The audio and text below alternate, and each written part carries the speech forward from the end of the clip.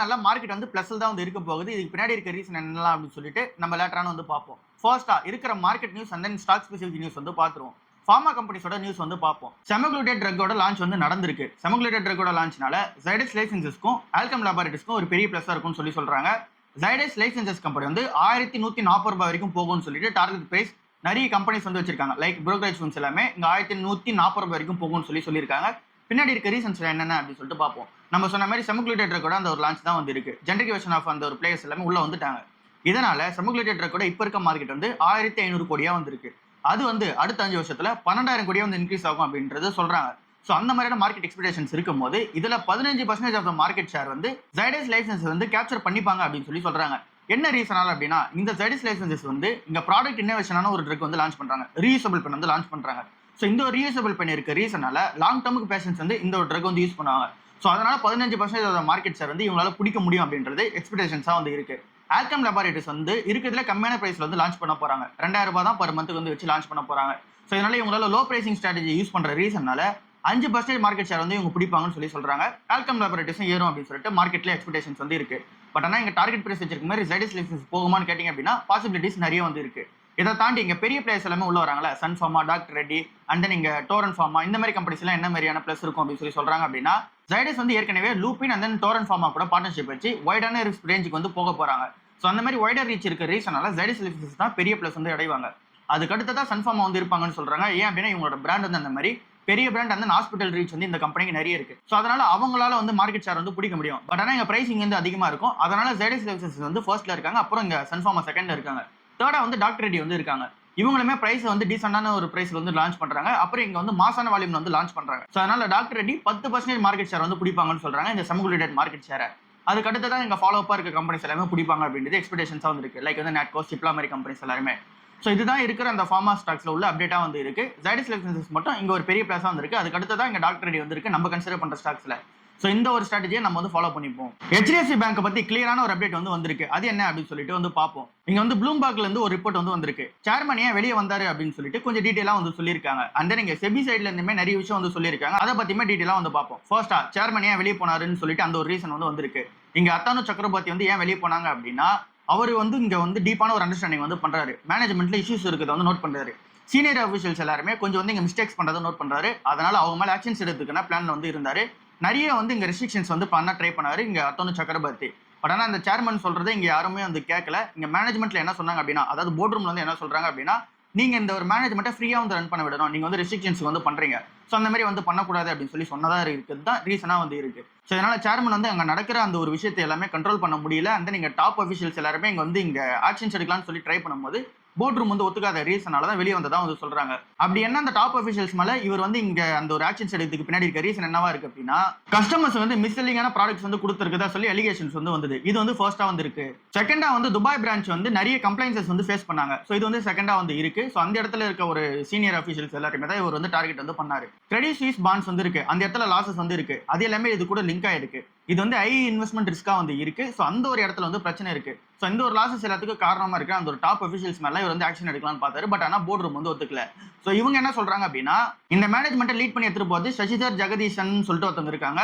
இதுக்கு முன்னாடி வந்து ஆதித்யா புரின்னு சொல்லிட்டு ஒருத்தவங்க இருந்தாங்க. அவங்க இந்த மேனேஜ்மெண்ட்டை ஃப்ரீயா ரன் பண்ண விட்ட ரீசனால தான் இந்த பேங்க் வந்து சூப்பரா வந்து ரன் ஆயிட்டு இருக்கு. ஸோ அதே மாதிரி தான் நீங்களும் வந்து இருக்கணும். பட் ஆனால் நீங்க வந்து நிறைய ரெஸ்ட்ரிக்ஷன்ஸ் வந்து சொல்றீங்க. அப்படி வந்து இருக்க தேவையில்லைன்னு சொல்லிட்டு மேனேஜ்மெண்ட்டை லீட் பண்ணி எடுத்துட்டு போயிருக்கிற இந்த மாதிரி சொன்ன ரீசனால சேர்மன் வந்து வெளியே வந்துட்டாரு. ஸோ இது வந்து இருக்கிற ரீசனா இருக்கு. இது ப்ளூம்பர்க்ல வந்து ஒரு ரிப்போர்ட்டா இருக்கு. நேற்றுக்கான நாள்ல வந்து வந்தது. நேற்று நைட்டே வந்து இங்க செபி என்ன சொல்லியிருக்காங்க அப்படின்னா இன்டெரக்டா வந்து சொல்லியிருக்காங்க. நீங்க வந்து சேர்மனா இருக்கலாம். நீங்க வந்து இங்க சடனா வந்து வெளியே வரலாம். உங்களோட எத்திக்ஸ் மேட்ச் ஆகலன்னு சொல்லி வெளியே வரலாம். பட் ஆனால் உங்களோட எத்திக்ஸ் மேட்ச் ஆகல அப்படின்னு சொல்லி நீங்க வெளியே வரீங்க அப்படின்னா கிளியரா வந்து சொல்லணும். ஏன் நீங்க வந்து வெளியே வந்தீங்க, எத்திக்ஸ்க்கு என்ன மேட்ச் ஆகல அப்படின்ற அந்த கிளியரான ஸ்டேட்மெண்ட் வந்து சொல்லணும். பட் ஆனால் நீங்க அப்படி சொல்லாம வெளியே வந்துட்டீங்க. இதனால இன்வெஸ்டர்ஸ் வந்து நிறைய பேர் அந்த லாஸ் வந்து ஏற்பட்டிருக்கு. இன்வெஸ்டர்ஸ்க்கு இன்னும் வந்து பயம் வந்து இருக்கு அந்த பேங்க்ல என்ன பிரச்சனை இருக்கான்னு சொல்லிட்டு. ஸோ நீங்க அந்த மாதிரி பிரச்சனை வந்து ஃபேஸ் பண்றீங்க அப்படின்னா ஃபர்ஸ்ட் போர்ட் ரூம்லேயே வந்து டிசைட் வந்து பண்ணணும். அந்த இடத்துல டிஸ்கஷன்ஸ் வந்து வைக்கணும். அந்த இடத்துல டிஸ்கஷன்ஸ் வச்சு என்ன பிரச்சனை இருக்கு அப்படின்னு சொல்லிட்டு இன்டர்னலாவே நீங்க வந்து பேசியிருக்கணும். அந்த அதை ரெக்கார்டட் ஸ்டேட்மெண்டாவே நீங்க வந்து எடுத்துட்டு இருக்கணும். அண்ட் தென் அந்த இஷ்யூஸ் எல்லாமே இங்க வந்து இன்னும் அடுத்த லெவல் போகுது அப்படின்னா எக்ஸ்கலேட் வந்து ஆகுது அப்படின்னும் போது நீங்க வந்து எங்ககிட்ட வந்து இஷ்யூஸ் வந்து சொல்லியிருக்கணும். இல்லை அப்படின்னா உங்களோட ரெகுலேட்டரி பாடி கிட்ட அந்த இஷ்யூஸ் வந்து சொல்லியிருக்கணும். பட் ஆனால் நீங்க வந்து சடனா வெளியே வந்துட்டீங்க உங்களோட எத்திக்ஸுக்கும் வேல்யூஸ்க்கும் மேட்ச் ஆகலாம்னு சொல்லிட்டு இப்படி வந்து பண்ணியிருக்க கூடாது அப்படின்னு சொல்லிட்டு செபியோட சேர்மன் வந்து சொல்லியிருக்காங்க. ஸோ HDFC பேங்க்ல இருக்கிற அப்டேட் இதுவாக தான் வந்து இருக்கு. சேர்மன் வந்து வெளியே வந்து ஓப்பனாக பேசிட்டாங்க. டாப் அஃபிஷியல்ஸ் மேல இங்க ஆக்ஷன்ஸ் எடுக்க போறதா வந்து சொல்லும் போது மேனேஜ்மெண்ட் வந்து அதை ஒத்துக்கல.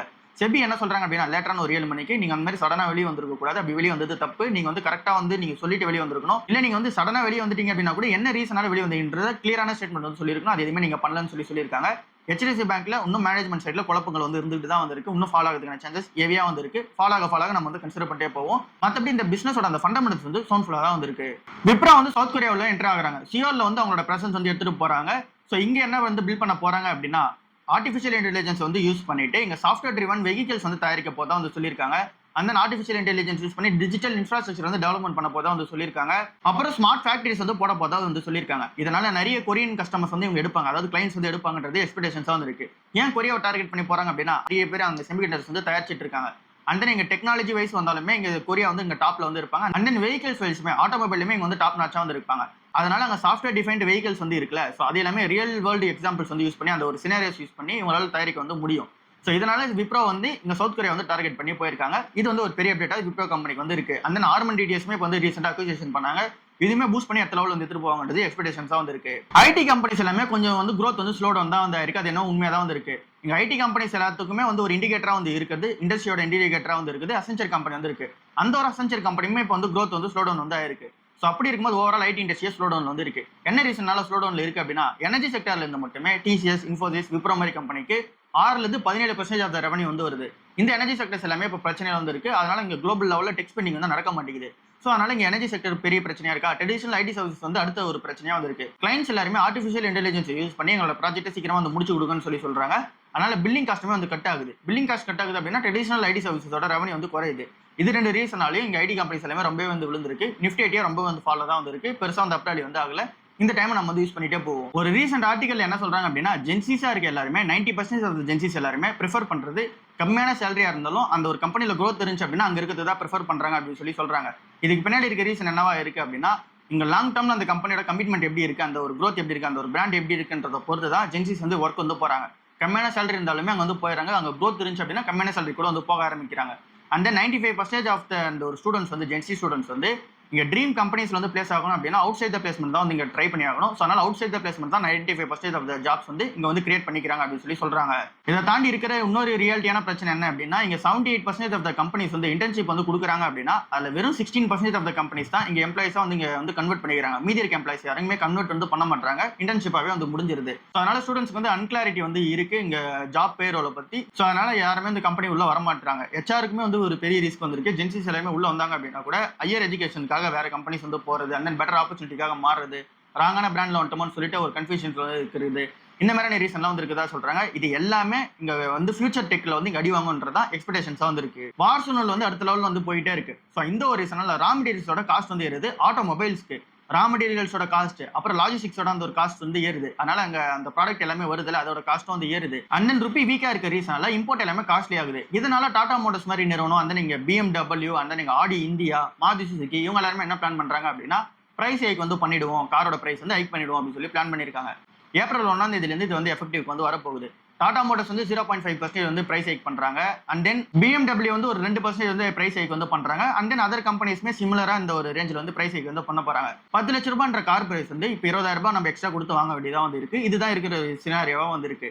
டாடா மோட்டர்ஸ் ஏற்கனவே வந்து அடி வாங்கிட்டு தான் வந்து இருக்கு. இருக்கிற சூழ்நிலையும் வந்து இந்த கம்பெனிக்கு வந்து சரியில்லாம தான் வந்து இருக்கு. ரா மெட்டீரியல்ஸோட காஸ்ட் ஏறுது அப்படின்னா இங்க காரோட பிரைஸ் ஏற்றி அந்த ஒரு கார் சேல்ஸ் வந்து அதிகமாக நடத்தணும். அப்படி நடத்துறாங்கன்னு சொல்லி வெயிட் பண்ணி பார்ப்போம். HDFC செக்யூரிட்டிஸோட வினய் வந்து என்ன சொல்லியிருக்காரு அப்படின்னா மார்க்கெட் வந்து வீக்கா தான் வந்து இருக்கு, அதனால அக்ரெசிவான பையிங் வந்து யாரும் போக தேவையில்ல. இங்க வந்து மார்க்கெட் கொஞ்சம் கொஞ்சமா வந்து ரிலீஃப் ஆகும்போது உங்களோட பொசிஷன்ஸ் வந்து ரெடியூஸ் பண்ண ஆரம்பிங்க அப்படின்னு சொல்றாங்க. எந்த 2 ஸ்டாக்ஸ்ல அப்படின்னா REC லிமிடெட்லயும் இந்தசன் பேங்க்லயும் வந்து சொல்லியிருக்காரு.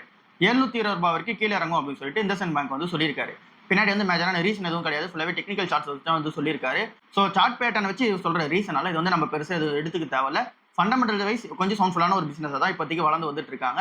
ஸோ Q3, Q2 எல்லாமே கொஞ்சம் நெகட்டிவ்ல இருந்துச்சு. Q4 வந்து அந்த ஒரு ரெக்கவரி வந்து ஸ்டார்ட் ஆக ஆரம்பிக்கும். அந்த Q4ஓட அந்த ஒரு ரிசல்ட்ஸ் எல்லாமே நம்ம பார்த்துட்டு அதுக்கப்புறம் கூட டிசைட் பண்ணிக்கலாம். இப்போதைக்கு இந்த ஒரு நியூஸ் வந்து பெரிய பேச பொருளாக ஆகிறதுக்கு முன்னாடியே நம்ம வந்து இங்க நியூஸ் வந்து சொல்லிடுறோம். டாடா ஸ்டீலுக்கு ஒரு நல்ல நியூஸ் வந்து வந்திருக்கு. யூகே கவர்மெண்ட் தான் அதை வந்து பண்ணி கொடுத்துருக்காங்க. யூகே கவர்மெண்ட் என்ன சொல்றாங்க அப்படின்னா இங்க ஸ்டீல் இம்போர்ட்டை 60% வந்து ரெடியூஸ் பண்ணியிருக்கதா வந்து சொல்றாங்க.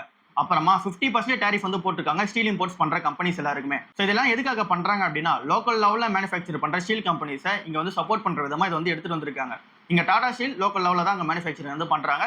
ஸோ அதனால டாடா ஸ்டீலுக்கு தான் ஒரு பெரிய அப்டேட்டா வந்து இருக்க போகுது. அண்ட் தென் அவங்களுக்கு வந்து ஒரு பெரிய பிளஸா வந்து இருக்க போகுது. ஸோ டாடா ஸ்டீல் வந்து லோக்கலாக மேனுஃபேக்சரிங் பண்ணுறாங்க. பட் ஆனால் அந்த அளவுக்கான ப்ராஃபிட்டபிலிட்டி வந்து பார்க்க முடியல. ஃபினான்ஷியலாக 2026 இப்போ வந்து பார்த்தீங்க அப்படின்னா இயர் டு டுடேல வந்து பார்க்கும்போது 170 மில்லியன் யூரோஸ் வந்து லாஸ்ல வந்து இருக்காங்க. ஏன் அப்படின்னா ஸ்டீலோட பிரைஸ் வந்து சீப்பா வந்து கிடைக்குது. பட் ஆனால் இவங்களுக்கு ரா மெட்டீரியல்ஸோட காஸ்ட் வந்து அதிகமாக இருக்கு. டாடா ஸ்டீல அதை வந்து ப்ராஃபிட் வந்து பார்க்க முடியல. ஸ்டீலோட பிரைஸ் வந்து ஏற ஆரம்பிக்கணும். இப்போ வந்து 500 யூரோ பர் டன் வந்து இருக்கு. இப்போ ஸ்டீலோட பிரைஸ் வந்து அது எப்போ 600 யூரோ பர் டன்னுக்கு வந்து போகுதோ அப்போ டாடா ஸ்டீலாம் வந்து ப்ராஃபிட் வந்து பார்க்கறதுக்கு முடியும். இப்போதைக்கு அதுக்கான சூழ்நிலை வந்து கிரியேட் பண்ணி கொடுத்துருக்காங்க யூகே கவர்மெண்ட். ஸோ அவங்க சொன்ன மாதிரி அந்த இம்போர்ட்ஸ் எல்லாமே இங்கே வந்து கட் பண்ணிட்டு அப்புறம் டாக்ஸ் எல்லாமே அதிகப்படுத்தினாங்க அப்படின்னா சீப்பான இம்போர்ட்ஸ் வந்து ஸ்டீல் இருந்து வராது. டாடா ஸ்டீலுக்கு வந்து ஒரு பெரிய அப்டேட்டா இருக்கும். 600 யூரோ பர் டன் வந்து போகும்ல, ஸோ அது போகும்போது டாடா ஸ்டீலுக்கு ஒரு பெரிய அப்டேட்டா இருக்கும். இது வந்து ஃபினான்ஷியலா 2026 வந்து நடக்காது. ஃபினான்ஷியலா 2027 மேபி பிரேக்கப் வந்து வரலாம் அப்படின்ற மாதிரி வந்து சொல்றாங்க. பிரேக் ஈவனுக்கு வரலாம்னு சொல்றாங்க. ஸோ வெயிட் பண்ணி பார்ப்போம். டாடா ஸ்டீலுக்கு லாங் டேர்ம்ல யூகே பிசினஸ் வந்து இங்க வந்து பெனிஃபிட்டா இருக்கும் போது இப்போதைக்கு லாஸ் மேக்கிங்கா வந்து இருக்கு. 2 எல்பிஜி ஷிப்ஸ் வந்து ஸ்டேட் ஆஃப் ஹார்மஸ் வழியா வந்து கிராஸ் ஆயிருக்கு. இது வந்து மார்ச் 26 to 28 இந்தியாவுக்கு வந்து ரீச் ஆயிடும் அப்படின்னு சொல்றாங்க. ஜாக்வசன் பைன் கேஸ்ன்னு சொல்லிட்டு 2 ஷிப்ஸ் வந்து வருது. இதோட கெபாசிட்டி வந்து 92,600 டன்னான அந்த ஒரு கேஸ் வந்து கேரி பண்ணிட்டு வருது. இது வந்து ஸ்டேட் ஆஃப் ஹார்மஸ் வழியா வந்து கிராஸ் ஆகி வந்துருச்சு. இந்தியாவுக்கு வந்து வந்துரும். ஸோ இது வந்து ஒரு பெரிய பிளஸா வந்து இருக்கு. கவர்மெண்ட் என்ன சொல்றாங்க அப்படின்னா இப்போதைக்கு பேனிக் பையிங் எதுவுமே இந்த எல்பிஜில வந்து பண்ணாதீங்க. நிறைய பேர் பிஎன்ஜிக்கு வந்து மூவ் ஆக ஆரம்பிங்க. பேனிக் பையிங் யாரும் பண்ண வேணாம். எல்பிஜில ஷார்டேஜ் வந்து கிடையாது. பட் ஆனால் அந்த சப்ளைல வந்து இஷ்யூஸ் வந்து இருக்கு. பட் ஆனால் ஷார்டேஜ் வந்து ஏற்படல. இங்க எல்லாருக்குமே கிடைக்கும் அப்படின்ற மாதிரி கவர்மெண்ட் வந்து சொல்லியிருக்காங்க. ருபி வந்து ரொம்பவே வந்து வீக்கா இருக்கு. பர் டாலருக்கு வந்து 94 ரூபாய் வந்து இறங்கிருச்சு. 94.10 ரூபான்றது வந்து இப்போ பிரைஸா வந்து இருக்கு. ஸோ இருக்கிறதுல லோ பிரைஸ்ல வந்து வந்துருச்சு. 2014 அப்புறமா பெரிய ஃபால் வந்து இப்போ ருப்பியில இப்போதான் ஏற்பட்டிருக்கு. 94 ரூபாய் வந்து இறங்கிருக்கு. பின்னாடி இருக்க ரீசன் என்ன அப்படின்னா ஆயிலோட பிரைஸ் வந்து அடுத்த லெவல் வந்து போயிட்டு இருக்கு தான் ஃபர்ஸ்ட் ரீசனா வந்து இருக்கு. அதனால நம்ம கிட்ட டாலர் ரிஸ்க் வந்து குறையுது. செகண்டா இருக்க மெயினான வேல்யூ வந்து நேத்திக்கான நாள்ல 2.5% வந்து மார்க்கெட் இறங்கிருக்கும். நிஃப்டி 50 சென்செக்ஸ் நேத்திக்கான நாள்ல 2.5% வந்து இறங்கிருக்கும். இந்த மார்ச் மாசம் மட்டுமே 1 லட்சம் கோடி ரூபாய்க்கு வந்து மார்க்கெட்ல வித்துட்டு வெளியே போயிருக்காங்க foreign portfolio investor. So foreign money எல்லாமே வெளியே போகுது.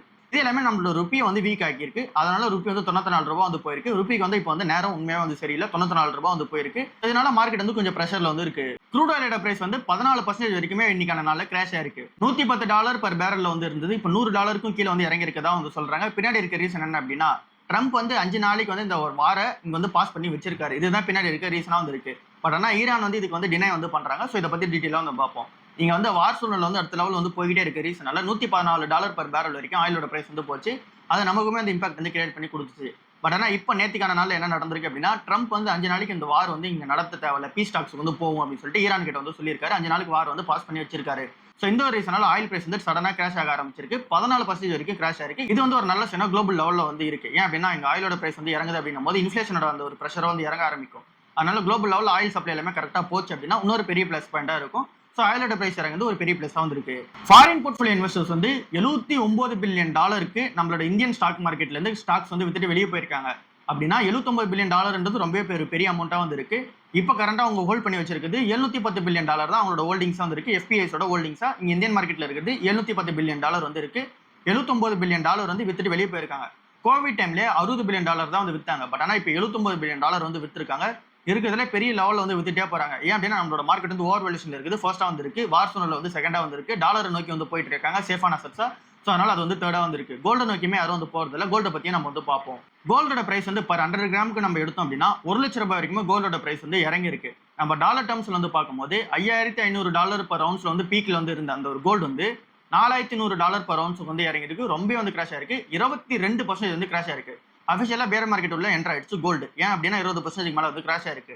ஸோ கோல்டு ஏன் இங்க பேர் மார்க்கெட்டுக்கு போகுது அப்படின்னா வார் சூழ்நிலை அடுத்த லெவல் வந்து போகும்போது கோல்டு வந்து சாதகமா வந்து இருக்கும். இன்ட்ரெஸ்ட் ரேட் வந்து கம்மியா இருக்கும்போது கோல்டு வந்து சாதகமா இருக்கும். டாலர் வீக்கா இருக்கும்போது கோல்டு வந்து ஸ்ட்ராங்கா இருக்கும். பட் ஆனால் இந்த ஒரு 3 சூழ்நிலையுமே இப்போ வந்து ஆப்போசிட்டா வந்து நடக்க ஆரம்பிச்சிருக்கு. வார் சூழ்நிலை வந்து இங்க செட்டில் டவுன் ஆக ஆரம்பிச்சிருக்கு. பாஸ் மோட்ல வந்து போயிருக்கு. அண்ட் தென் டாலர் வந்து ஸ்ட்ரென்த் ஆக ஆரம்பிச்சிருக்கு. இன்ட்ரெஸ்ட் ரேட் வந்து இங்க கட் பண்ற மாதிரியே வந்து தெரியல, ஹைக் பண்ற மாதிரியும் தெரியல, அப்படியே ஸ்டேபிளா வந்து இருக்கு. ஸோ இந்த ஒரு 3 ரீசனாலையும் கோல்டு வந்து இறங்க ஆரம்பிச்சிருக்கு. $4,100 பர் ரவுண்ட்ஸ் வந்து இறங்கிருக்கு. அஃபிஷியலா பேர் மார்க்கெட்லயும் வந்துருச்சு. நம்மளோட இந்தியன் ஸ்டாண்டர்ட்ல வந்து பார்க்கும்போது 15,000 24 கேரட் பர் கிராம் வந்து 15,000 வந்து இருந்துச்சு. இப்போ வந்து 13,500 வந்து இறங்கிருக்கு. ஸோ கோல்டு வந்து கொஞ்சம் கிராஷ் ஆயிருக்கு. அஃபிஷியலா பேர் மார்க்கெட் வந்து போயிருக்கு. இந்த டைம்ல நம்ம வந்து ஆப்பர்ச்சுனிட்டியா வந்து பார்ப்போம். நம்ம வந்து கன்சிடர் பண்ணிட்டே போவோம். பிசிக்கல் கோல்டாவும் சரி, கோல்டு ETF-ஆவும் சரி. சரி, ஓகே, இதுதான் இன்னைக்கான ஓவரால் மார்க்கெட் நியூஸா வந்து இருக்கு. எல்லாமே நம்ம வந்து கிறிஸ் பண்ணி கிளியரா தான் வந்து பார்த்திருப்போம். அண்ட் தென் இன்னைக்கான நாள்ல மார்க்கெட் எப்படி இருக்கும் அப்படின்னா கிஃப்ட் 50 வந்து 700 பாயிண்ட்ஸ் பிளஸ்ல வந்து இருக்கு. 700 to 800 பாயிண்ட்ஸ் வந்து பிளஸ்ல வந்து இருக்கு. அப்படின்னா இன்னைக்கான நாள்ல மார்க்கெட் வந்து கண்டிப்பா 1% மேல வந்து ஏறும். 2% வரைக்கும் ஏறதுக்கான சான்சஸ் வந்து இருக்கு. ஓப்பன் ஆகும் போதே 2% வந்து ஓப்பன் ஆகிறதுக்கான சான்சஸ் வந்து இருக்கு பாசிட்டிவ்ல.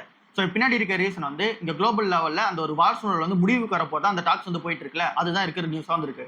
5 நாளைக்கு போர் வந்து நிறுத்தி வச்சிருக்காங்க டொனால்ட் ட்ரம்ப். பட் ஆனா ஈரான் எல்லாமே என்ன சொல்றாங்க அப்படின்னா, இது ஒரு பீஸ் டாக்ஸ்க்கு நாங்க வந்து போக போகிறது கிடையாது, 5 நாளுக்கு அப்புறமா திரும்ப வார் வந்து கண்டினியூ ஆகும் அப்படின்றத சொல்லியிருக்காங்க. பட் ஆனா பீஸ் டாக்ஸ்க்கு இங்க வந்து ஒத்து போனதா சொல்லி இங்க டொனால்ட் ட்ரம்ப் வந்து சொல்லியிருக்காங்க. ஸோ இந்த ஒரு இடத்துல 5 நாளைக்கான வந்து ஒரு டெம்பரரி ரிலீஃப் வந்திருக்கு. அதனால நம்மளோட மார்க்கெட் வந்து கொஞ்சம் கூல் ஆஃப் வந்து நடந்திருக்கு. ஸோ இத்தனை நாளா வந்து இங்க இறங்கிட்டே இருந்தது, கொஞ்சம் கூல் ஆஃப் நடந்து இன்னைக்கான நாள்ல கொஞ்சம் வந்து பிளஸ்ல வந்து இருக்கும். அதுதான் இன்னைக்கான மார்க்கெட் ஸ்டாண்டர்டா வந்திருக்கு. ஸோ எல்லாரோட போர்ட்ஃபோலியோமே நெகட்டிவ்ல தான் வந்து இருக்கும். பட் ஆனா இன்னைக்கான நாள்ல கொஞ்சம் வந்து பாசிட்டிவா வந்து மாறும். ஸோ அதனால நம்ம வந்து பாசிட்டிவாவும் மாறும், நெகட்டிவாவும் மாறும். நம்ம இந்த வார் சூழ்நிலை வந்து இப்போ திரும்ப 5 நாளுக்கு அப்புறம் திரும்ப கண்டினியூ ஆச்சு அப்படின்னா திரும்ப வந்து நெகட்டிவ் ஆக ஆரம்பிக்கும். ஸோ நம்ம கன்சிடர் பண்ணிட்டே போவோம். அதுதான் நம்மளோட ஸ்டாண்டா வந்து இருக்கு. இதுதான் இன்னைக்கான ஓவரால் வீடியோ. இன்னைக்கான நாள் மார்க்கெட் பிளஸ்ல தான் வந்து இருக்கும். நிறைய ஸ்டாக்ஸ் வந்து ஏற ஆரம்பிக்கும்.